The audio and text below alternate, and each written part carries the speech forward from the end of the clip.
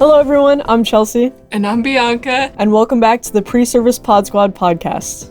So today we're continuing last week's episode where we spoke to NJEA consultant Hannah Pawlak, and she, as we mentioned last week, is a former pre-service president and also a TCNJ alum, but she's currently teaching English and special education in Middlesex County. So we're excited to continue our conversation about applying to school districts. And, I'm excited too. There's a lot to know about this topic, so I'm glad that we can just keep rolling. Yes.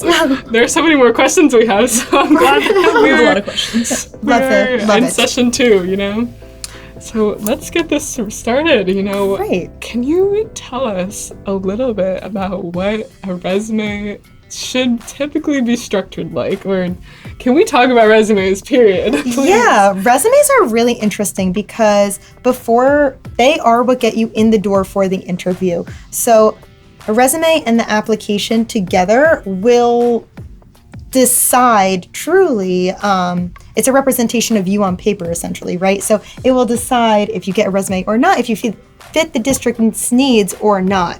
Sometimes it's nothing personal, sometimes it's you don't have a certification that they necessarily need, et cetera, but structure-wise for a resume, it really depends, again, and I'm just speaking from my experience, but I do teach a vocational class, and how I always teach it to them is right at the top, you have your name, you have some, just doesn't have to be very personal information, but contact info. You want to give an email that is not your collegiate email, just a personal email. And can we please take a moment to know it can't be like, hiya baby 123 or like have my you seen who loves you with crazy yes emails? Oh my god, and we do think that's a little weird, not because we all have them, but if you want to put your my mom loves me email on there, that's great for maybe like a promotional email, right? When you sign up and but we're gonna do, maybe you want to have a piece of your name in there or something like that. Very professional. If you wouldn't say it out loud to a boss, don't put it on a resume.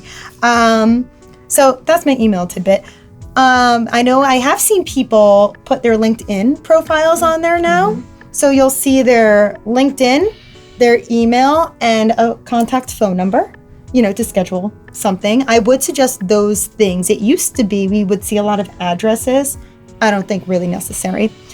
But at the top, most commonly, you're going to see people put their school information, their graduate information, stuff like that. And I actually suggest not doing that. I would put that at the bottom of your resume. We do look at the whole thing. It's just what we want is your related experience. And we don't surf these resumes as thoroughly, at least in my district, as thoroughly as you would imagine. Yes, if you have some, as I call them, buzzwords, right? We're going to notice, but we definitely want the related experience at the top. That would mean your student teaching or clinical internship experience, and just list what you've done, your practicums, all of your direct experience within a school district. That would be definitely what I would say to put first.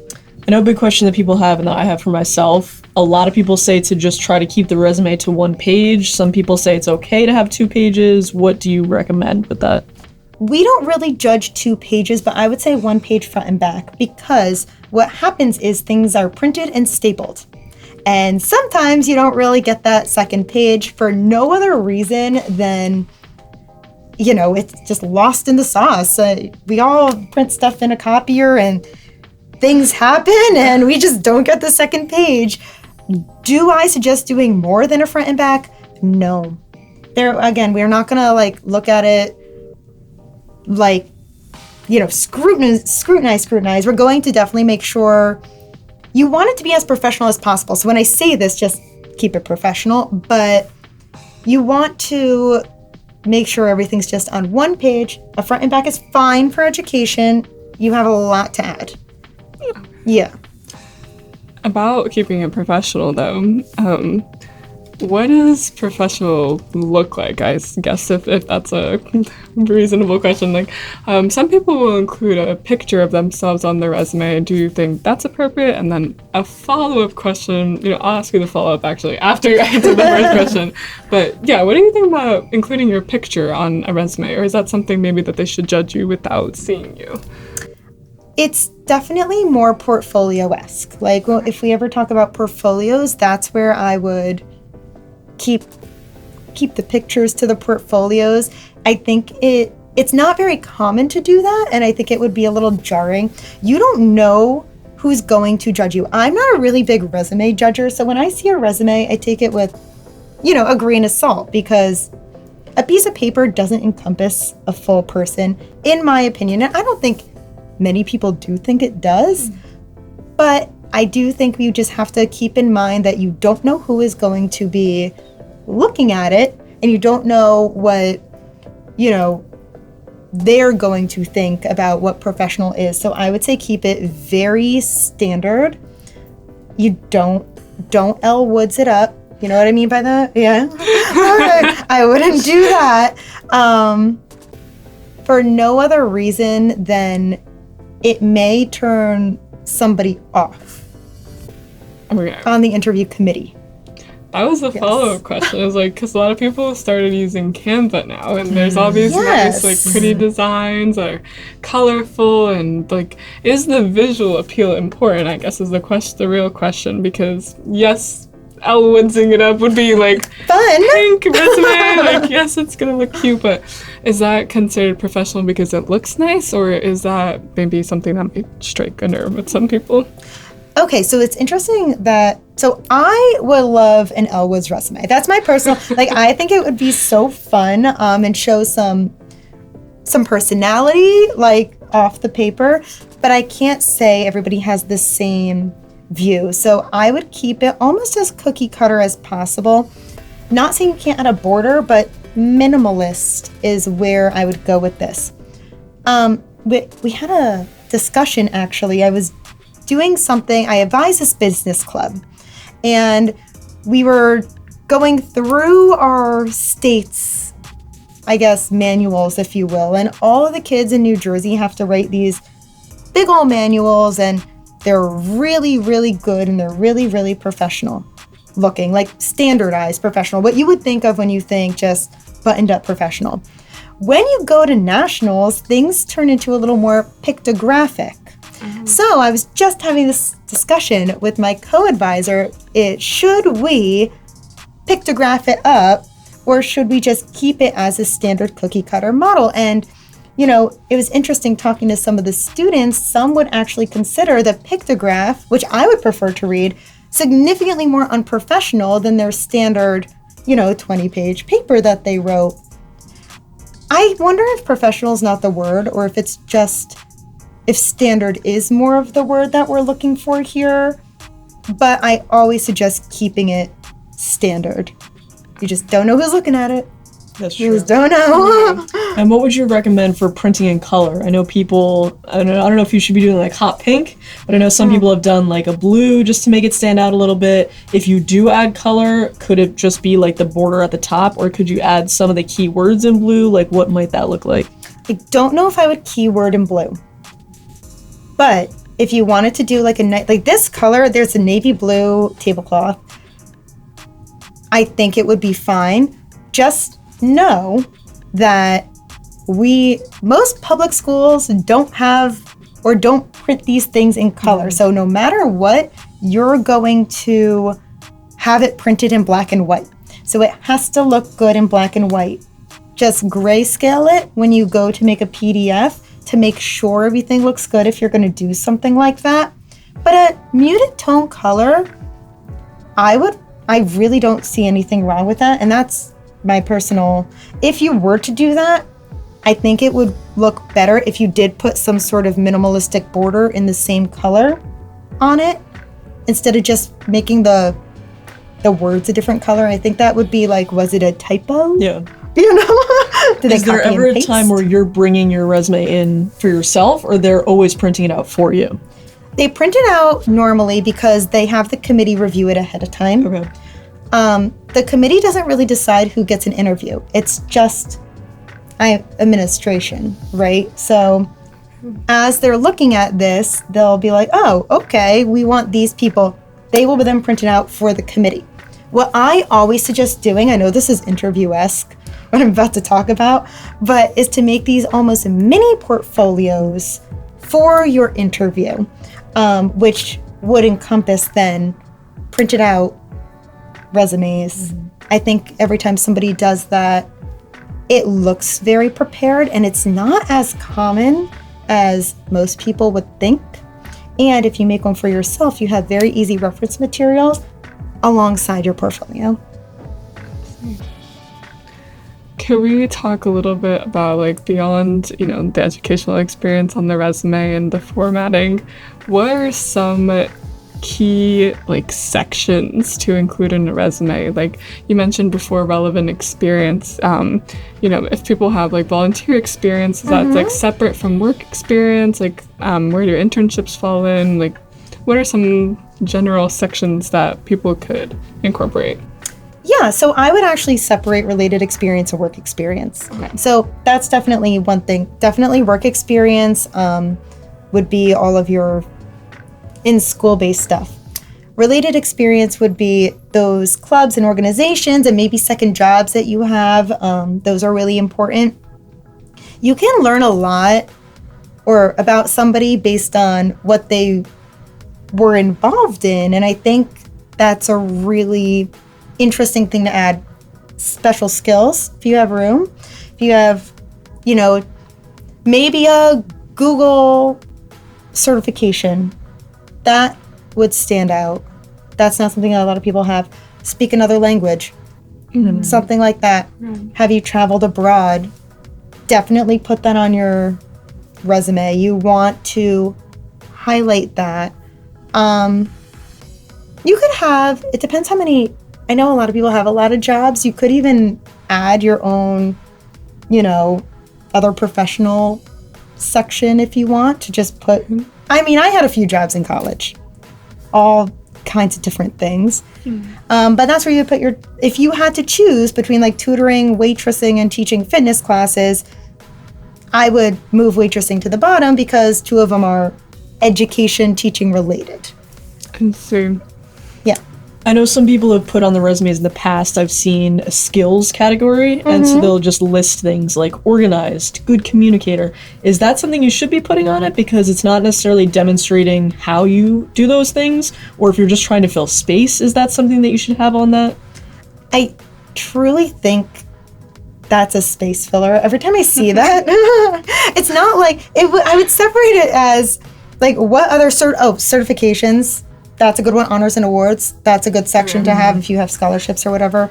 But when I see people list their personality traits, I don't hate it. You could tell me what you think, but I'm not going to add a lot of weight to seeing that. It's just, I've seen that too. I think it's different than a skill set. Being organized, yeah, is it a skill? It is, but I also think it's inherent sometimes to people's personalities. If it could be a personality trait, I would steer clear. But I have seen organized comes up a lot. Creative, that's another one. Yeah. And it's, I don't know if I would. I feel like I would rather see another bullet point on what you did in your experiences, or maybe even explain a little bit about your other clubs, than hear that you're creative. I think if someone's very set on including those things, it's better just to talk about it in the interview and say, I'm a very organized person. These are the examples of how I'm organized, and build off of what you already have on the resume with concrete examples. So yeah, that would be a great way to do it. You could even highlight it embed it within the resume. So if you were, I don't know, instead of saying that you're an organized person, maybe you could, in one of your field placements, you did something to demonstrate that skill that you're really proud of. That would be a bullet point. But you don't want to add more bullet points to other things than you do your last clinical internship, student teaching experience, that should be the longest, if you will, section. If you have 4 bullet points for that, don't go over 4 for anything else. Okay. Yeah. That's what I was gonna That's a ask good you, rule like, of thumb, yeah. how many Yeah. bullet points? But 4 seems like a good amount. It depends on how long your resume is. And you also don't want to, like, let's say you have a front and back, you don't want to, Yeah. you know what I'm saying? Like, make sure that the section is finished on the Before we page. move on to the next page. Yes. That's a good point. Yes. Moving back to what you said about abroad experiences, I've seen that some people put that like under education, like their education at whatever college or university they're at, or sometimes they'll also put it as like related experiences. Do you feel like there's a better spot to put an abroad experience? Because I know like a lot of students will study abroad even if it's not like related to education necessarily. They'll go away for a semester or something. Yeah, I mean, it depends what you want to highlight. Personally, I do think you would see it more if you put it within where you have your degrees and certifications. Okay. That's where it really stands out. I think it makes it a little different. But if you want to embed it somewhere else, you could. I don't think it's bad. It's just you miss a lot. There's so much writing on it that you don't. Every little bullet point is probably not going to be read, but you want, when they are read, for them to be solid. Speaking of the bullet points, I took a class in high school where we did a unit on creating a resume, and a tip that they gave was to try to put numbers in the bullet points to have like a numerical value to the things you're doing, and numbers could also visually help make things stand out. So you do think numbers are good to use, and then if you do use a number, should it be like 42 or should you be writing out 42 if that's the number, for example? I always think it's more standardly professional to write out a number. Okay. But I've never looked at a resume and was impressed that they added numbers. I don't even know in what context. I guess maybe you had a class of X amount of students. Is that in what kind of? I think the example was like for service hours, people would put achieved over 100 service hours, something like that. Or say you hosted an event and you had an X amount of participants come to the event. Just to kind of give context as to how large something was. It would add context. And I think that's it's fine. But if you're going to do that, I think it would be very bizarre to do something like 42. Right. I think it should, let's round it out a little bit. Give us 45. Okay, a solid number. Yeah, like give it something in 5s at least. And I wouldn't overdo that. Got it. Yeah. Multiples of 5 and 10. Got it. Yeah, I just think it would look like, I feel like if I saw too many numbers in a resume, I would find it different. Got it. Yeah. So maybe 1 or 2 here and there just to provide Yes. context, but not every single bullet. If you needed to, absolutely. If you really think it would enhance the resume, yeah, let us know. Reasonably. Right. Makes sense. So shifting gears a little bit, maybe this is an especially important question for students who are starting their college experience and, kind of finding their place in different organizations on campus. So we're wondering, does participating in Greek life look good on a resume? And, should someone go after that sorority, or does it look better to have a different kind of experience? And if so, what is that experience? Or what is the perspective on Greek life here in resumes? So I'm going to just, I could speak for myself when I say this, and I don't think there's a problem with adding it, and I don't think there's a problem with not adding it. I do think Greek life lends itself to plenty of philanthropic activities that you could definitely elaborate on within your interview and even on your resume. I think if you hit the right person, let's say you're in the same sorority or same fraternity, that does resonate with people. To everybody else who isn't in a sorority and fraternity, I really wasn't. So to me, it just it's a college, it looks to me like a college thing. I know there are post-collegiate sororities and fraternities, but it doesn't sway me one way or the other. It's what did you do with it? If it's between that and on the tennis team, whatever. Or if it's between that and another club, whatever. It just, to me, seems like another college experience you had. Everything on your resume, though, should be strategic. So if you can't speak to it, and if it's not going to be a big part of your, interview, and it wasn't a big part of your collegiate experience and your professional experience, don't put it. So if you were in a sorority, and let's say somebody else is in the same sorority and they're interviewing you, you need to talk about that sorority. Like, they will probably tell you, and you need to be like, oh, I did XYZ, not like, I was there for a semester and it was fun. Be relevant about it. I see. Yeah. Because that's something that, like you said, that stuck out to me that you said strategic, because if you're going to be putting something on a resume and, like you said, you can't speak to it, I feel like that just does not, like, show that, like, you more about your character. It just didn't add any value to, your application. So that stuck out in my brain majorly, that word strategic.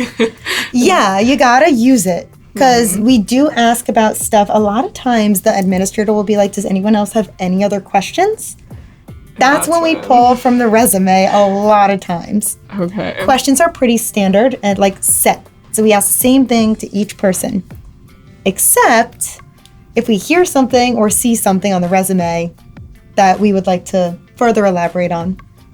Sort of with that same idea we mentioned before, bringing your resume to the interview, and you said you might have it in front of you. Yes. It would be best to not be looking at the resume when they ask you questions about your resume, right? You should be able to speak to everything without having to look down at the paper.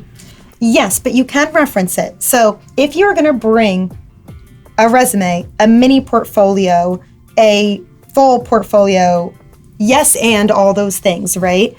You should be referencing them. So let's say there was something on your resume. You do need to know it back and forth. I hear what you're saying. Know it. But if somebody is asking a question about, okay, can you give me like something you're learning in class or something? Like a topic. I'm in a history class right now. We're talking about the Holocaust. Okay, so let's say somebody is asking you about your experience teaching the Holocaust to middle school students. You might be like, oh, you can see on my resume right here that I did this, XYZ. So sort of bring everyone else in the room to look at what you're looking at, in a sense. Yeah, so if you're going to look at that is how you use your materials within within the interview. You can use the resume, and sometimes, because we don't, we're just looking at them, we may have missed something, so bring it to us. Like, for sure. It for the community. Yeah, as you're speaking, that'd be nice. Yeah, that's good. I would love that. When people do that, it's really nice. Yeah. With like different activities, how would you say, like, aside from Greek life, but more so towards leadership, how do you think that being an NJEA pre-service member looks on the resume? And in your district, if you have seen applicants come in with that, that experience, what is it look like, especially since you're involved in the union, like maybe with your coworkers who are not involved in the union, like what do people think about that? It's interesting. So we don't have a lot of potential members in my district. We actually only have a very, very few, which is great, and is something that I would encourage you to look into as you apply for jobs, because you want a nice, strong union to make sure that your jobs are protected, you have access to knowledge and benefits. I have seen people come in with NJEA pre-service on their resume, and I do think where you put it is different for other people. So, for example, I know in my resume, and this was specific to me, because you don't have to go through a very standardized format, but I did have a leadership, category. I put it there. I assume you guys would as well. If you are a member of NJEA pre-service and you're a rank and file member, and it's great, you do what you want to do, but you haven't stepped up into any leadership opportunities, that's cool too. I would put it under some sort of, if you were doing certifications and organizations that you're part of, I would just plop it under there. It's important because the people on your committee will know what that is. So unlike a sorority, which is fine and great to put on there, I relate to NJEA because I'm currently part of it. You're part of it as a pre-service member, you're part of it as a full-time member, and you're part of it as you retire. So it follows you, which is so important. And it's one of the only things that really does. For example, I don't know, let's take History Club, right? History Club is awesome. And I think it adds value while you're in college to whatever college experience that you're going through. But it stops there. And NJEA pre-service doesn't. It just evolves into something that meets your needs in a different way. Okay, that's great advice. In that same sense of choosing sort of which positions you want to include, say for example, I'm president of the education club on campus, history club on campus, and that's related to my major, but say I'm also on the executive board of more of an interest-based club, like for example, outdoors club. Is it looked down upon to include things that don't relate to your major, or should you sort of put everything on there? You can put things on there that aren't 100% like directly related. You may just find camaraderie with somebody in the interview, I guess, committee. Just be strategic about it. You don't want more of that than you do. Right. It's a professional experience. You're getting hired for a profession. So you want to make sure that that's at the forefront. And then, oh yeah, by the way, this is fun about me. I was doing this, or I was in cross country, or I don't know, whatever you did, botany club. Just looking at that plant. That cactus is just calling to me.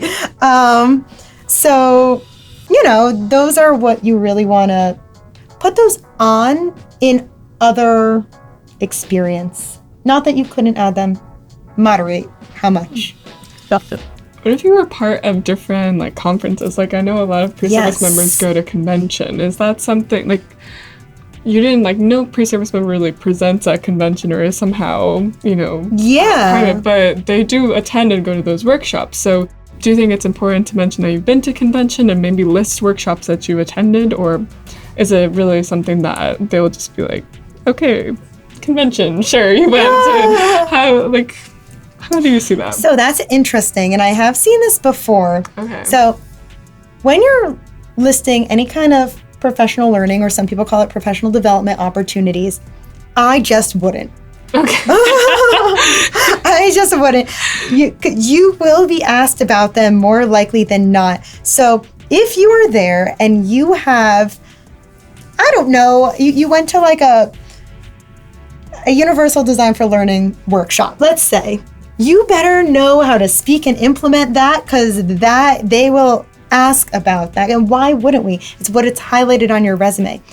If you want to talk about going to convention or going to Winter Lead or going to any of the other conferences offered, that's great. In a little bullet point underneath, was able to attend, whatever. Mm-hmm. But don't list specific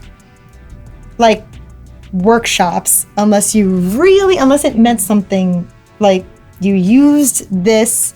And even then, I would embed it somewhere else if you really used it, maybe in your actual, work-related experiences. Yeah, I've seen that before, and that goes downhill real fast, especially if the committee has another idea what it should be from what you... it really depends on the workshop.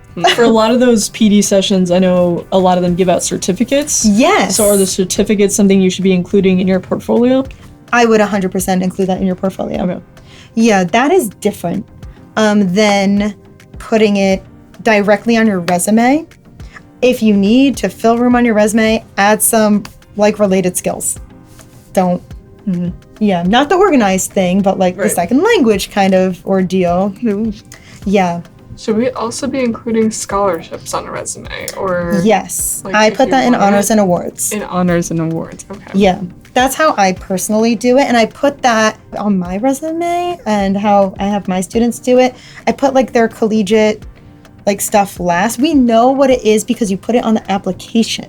So you fill out this application, and then we have your resume, so we know what you're applying for and we know what you do, and a lot of times it's on there already. So that's why I don't concern don't concern yourself too much with that, which is why I put it at the bottom. I put honors and awards right above it.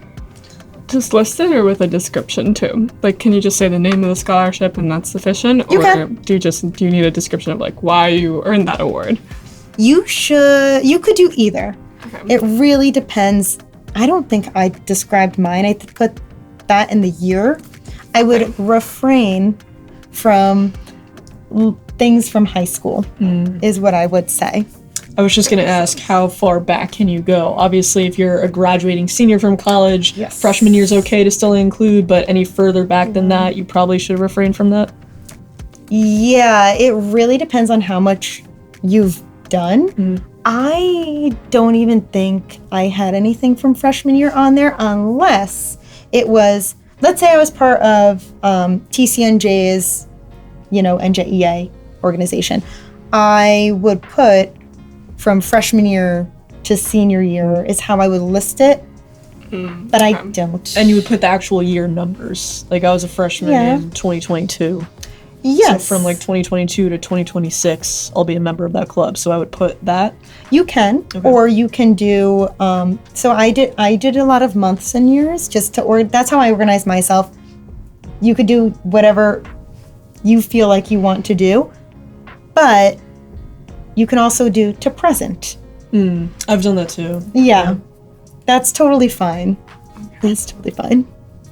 Within the application as a whole, like Yes. beyond the resume, what do school districts view as a strength? Okay, so overall? this is interesting. The application is really seen by the administration, Okay. and when you're applying to colleges and there is the Common App. Oh my god, that just brought me back. Oh yeah, sorry. We hashed some trauma. We all did it. We all did a Common App, and it was a beautiful, horrific thing. I was gonna say beautiful. It was, because you know what? You didn't have to fill out this That's different. true. Yes. That is true. Okay. When you look at it like that, it was beautiful, but it took a lot of time, and it was, soul sucking in many ways. I would consider the application for teaching and any sort of educational professional to be very similar. It is a Common App, pretty much, around New Jersey. Okay. So you have a common application, yay, nay, right? It's through a system called Track. Apple with no E, I believe, if I remember correctly. And I think you're right. it is, right? Yeah, I've tried to apply for like a sub position and you're correct. From Track, and it has all of these positions listed. So what you would do is you would research. Let's say you live right here in Trenton. You would research districts that are in XYZ radius, make a list, and search them in Track. Once you do that, you will see, like, let's say Trenton, you live in Trenton and you want to work in Trenton.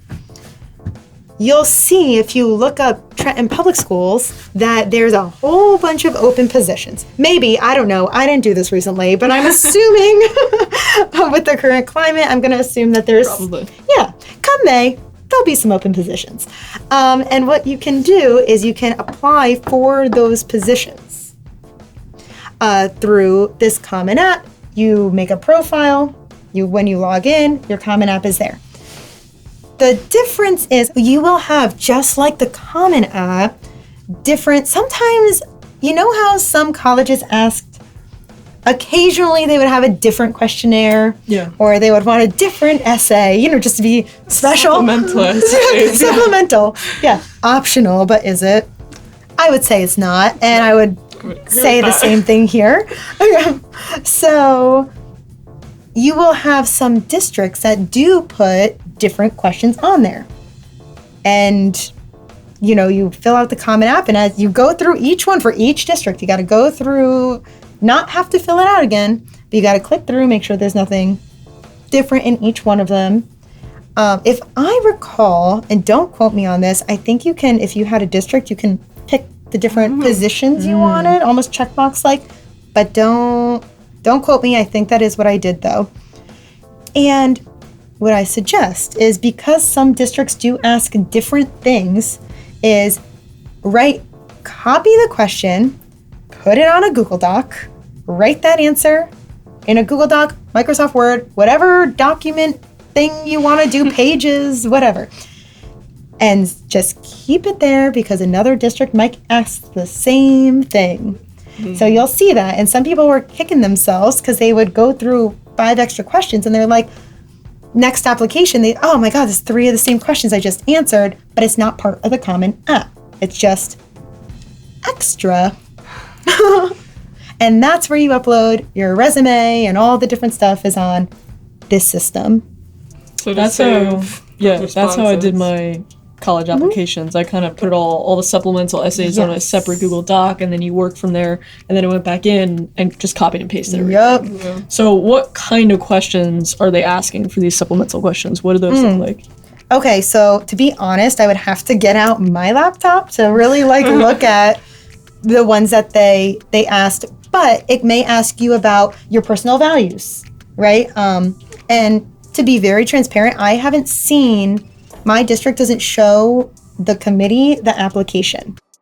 They just, show us the resume and the letters of recommendation. But they may ask you about your values. They may ask you what you feel your personal strengths are. They can ask you honestly anything. And how much you write is really up to you. I suggest at least a solid paragraph or 2 per question. Doesn't have to be a full essay, but I would write incomplete edited sentences. Yeah. Okay. Without any sort of text language Can you imagine? Abbreviation. Honestly, I bet it happens. Because we've seen it on resumes. Oh, really? Yeah, because people just type them up and don't really think much about it. Or we've seen, another resume faux pas is when they have, I always suggest leaving out an objective. I think it's very outdated when you have they used to have this little objective blurb at the top, what you're looking for. We know what you're looking for, but people would write in there the wrong objective with the wrong school district, and we'd be like, oh, that's awkward. Awkward. Yeah. Do that with college essays. They'll submit an essay, but it'll say the wrong school's name. Oh, no. You better hope they're just skimming that. Yeah. Sometimes we don't realize it until, obviously, because we don't see the application and we get the resume, it just, whoops, it slipped through the administration's fingers, but now we're all looking at it no thanks. Just, it doesn't seem like you took the time to look very carefully. Yeah, it just seems like we know that school districts know they're an option. We know we're an option, and you're probably applying to other places. And I personally would encourage it, but we don't want to hear about that. We want to pretend we're the only ones. We're special. So, speaking of the application and filling out the essay questions, it seems like it's somewhat time consuming. So at what point in the year do you recommend, it's probably seniors, but there could be other people applying. So at what point in the year do you recommend people start working through that application if they're trying to get a job in the fall? Probably once you're ready to apply. And I say that because if you start any earlier, let's say you started fall semester of your senior year, but you're not graduating till May, you have so many other things that you're probably leaving out in this application. It takes a minute. And it's, honestly, I'm thankful that we only really have to do, you only have to fill out your email one time and all again, professional. But you only have to fill all these things out one time, but it does take a hot second. Just work on it for a solid week. You may not even need that much time. And then the different districts ask their different things, but I would not start early. That's a good piece of advice. I feel like I always start things super early. I know, I get it. I do get it. Unless you're planning on not moving, not changing, not adding anything to your resume, not adding anything to your experiences, You want to make it as current as possible. Yeah, and if someone's doing their clinical 1 and clinical 2 in senior year, Yeah. then you would want to reference that type of stuff on your resume, so you should probably Yes. wait until you actually have those experiences. Absolutely. I mean, we want your most recent impactful experiences. So any kind of internship, student teaching, the big hurrah, whatever that means for all other education majors, that's what we want. Were you a para? If you're a para, please put that down. That's really important. Stuff like that. Another question we had was about substitute teaching. So say Yes. someone does have their subcert, they've been subbing for the past 2 years, where would that go on the resume? Is that something that's valued to have on the resume? I would say so. It just shows that you're in school districts. It also, I would put it in the certification and skills, whatever you want to call it. Word it nicely so it reflects you. But that's where you would put your CPR cert, or if you're exercise whatever certified. I don't know what that's called, but any certificate kind of would go in something like that. But in subbing, I did it and hated it. But it's not for everybody, and it was not for me. I love teaching. I hated subbing. Some people love subbing and love teaching. But it does get you a really good relationship with the district. If there's a district that you really want, my honest suggestion is to pinpoint 1 or 2 and sub there consistently. They will know you. They will, I want to highlight and emphasize, italicize, bold, underline the if, because you can't just show up and have people, well, we are appreciative, but are you a body in the room, or are you a active contributor? Contributing what you can. We're not saying that you have to. We know what our kids are like when we're gone, and we're not expecting wizardry, but you want to make sure you're making a good impression with the staff there. Sit in the teacher's lounge or educator's lounge. Speak to some people, make some connections, talk to the secretarial staff and the administrative assistants, say hi to the custodial staff, say hi to the principal. Those are all things you could do to really get yourself an in. And we have hired so many people from subbing. You get some really good subs that are just there consistently. Definitely suggest subbing, even if you're like me and just drudging through it. It just really didn't feel like my space. I had a problem with it, and it wasn't my space. But it was worth it to get a vibe of the different districts. That makes sense. Yeah. Especially Reach since out you're there. right there. Beyond just also making connections with teachers, though, I feel like the students themselves will give you a pretty good idea of if this school is a good fit for you, or if it's something that maybe you don't feel like this is the right community, and you can kind of do some trial and error too. Yeah, and if you're not feeling it's the right community, it won't be when you get a job either. I can promise you that. I know. And nothing magical happens when you sub. Yeah, you should probably branch out and then pinpoint. It's a worthwhile experience, and you will see some things. The more you're there, the more you see. Absolutely. So subbing is a great way to find out the climate of the district and the school, and to see if it would be a good fit for you. What are some other ways that you could do your background research on a school or district to see if you would fit there? I really think a lot of NJEA conferences are heavily discounted for pre-service members. Mm-hmm. And I really, truly encourage you to take advantage of it, because you will hear the good, bad, ugly, great, surprising, everything right out of the mouths of the staff, your future colleagues. It's amazing for a pre-service member. It is just unfiltered glory that you can sit, you're just going to sit there and take in that knowledge. It's invaluable. And it's as close to a real, your own personal experience as you can get. If you can't be there in the building, but you just want to know, just ask people at these conferences and they're going to tell you what's fantastic, who they love, what they maybe would change. And I think that would be my number one thing if I had to just, how would you research on that? We tell you to go on the website. Always good to know. Look at the strategic goals and planning and district-wide goals and make sure you know those. Definitely on the board stuff. Look at it. But it's going to be nothing compared to just speaking to potentially your future colleagues. That's really helpful because I went to convention this past year and I spoke with a lot of people. Oh, you did? People You did. like to talk about, their experiences, where they're at. And I mean, I had a conversation with one man for like a half hour, 45 minutes, just all about where he was at in his school. So all that is very valuable and that's something that pre-service members can take advantage of.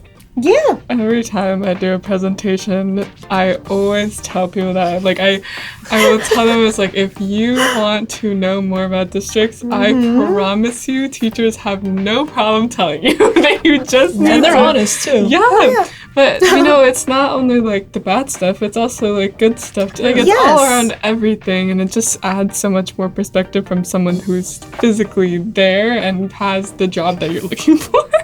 And it's great because sometimes they ask for your perspective too, like, just ask you to contribute, like, what it's like at your college and university, and maybe, like, just trying to help themselves out too and, like, figure out what is the best to do in the situation that they're experiencing. So I always tell people that, I'm like, there's teacher drama in all these districts.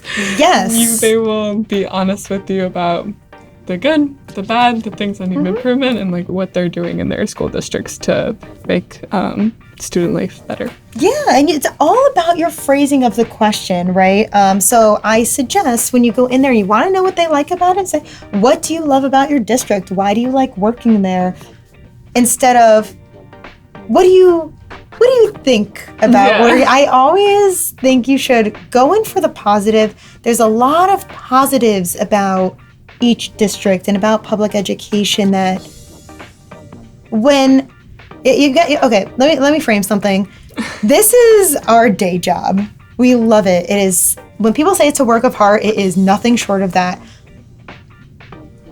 And we are there every single day and we do a lot, and just like any job, it can be quite exhausting. So when you're just asking somebody who's doing that every single day, who's also doing this on a weekend, what they think, you may encounter just all of these, like, a plethora of kind of things, which is why, because it's not always true. Just what somebody's feeling, not what they're saying is untrue, but it's not the whole picture. So frame your questions wisely.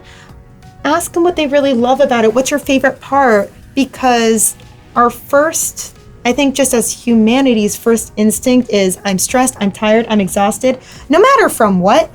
Doesn't matter if it's from the job or not, and therefore it could put you in a mindset that isn't as broad as your true experience is. Definitely word your questions wisely.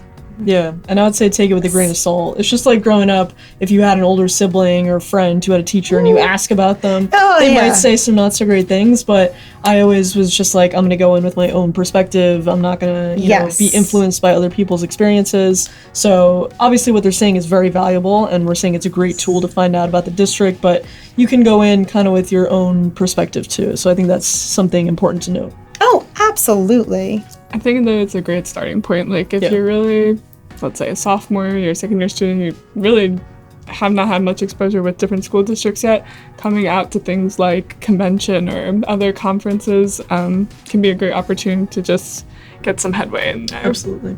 Additionally, if you wanted to do something else as a pre-service member, and this would, just like the conferences are exclusive to pre-service members, this would be as well, if you wanted to reach out to NJEA Preservice and say, hey, here are some districts that I'm looking at currently, they may be able to connect you with the local NJEA at whatever district that is, which could give you some further insights. That's a great point. Yeah, I can't guarantee, I can't make promises for people. So I can't guarantee that if you email somebody, they're going to respond back. But honestly, a lot of times they might, especially if you're registered as a pre-service member and you put that in your email. And if you give your 6-digit PIN, you will probably, I think you're very likely to get a response when they know that you're coming in with pre-service. I really think that's very positive. You'll learn a lot more than a website, let me tell you. Okay, this was a great conversation and it was super helpful. I found so much of it helpful. I'm sure Bianca found a lot of it helpful. I hope everyone else found at least a good tip that they, take away from this into their own process. We want to, leave everyone with one last big overarching piece of advice. There's a lot here. There's a lot. So if you can sort of sum it up into just a few sentences, what would you like to send our audience off with? What I think I would say is edit and revise your resume and application and tailor it to your district, and have somebody else read it over as well. I'm just going to leave that there because that could mean so many things. Just please edit and revise. No, that's a fair piece. Yeah, that's honestly one of the biggest things that'll prevent you from even getting the interview. Yeah. And I think that's part of what we were talking about today is just, making sure that everything is tight and that you are ready to speak towards something, right, that's on your resume, or making sure that everything that you look at is fully prepared when you approach that interview committee.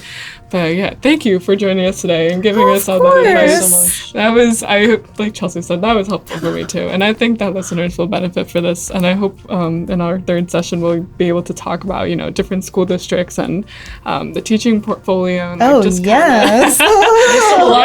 It's so much fun.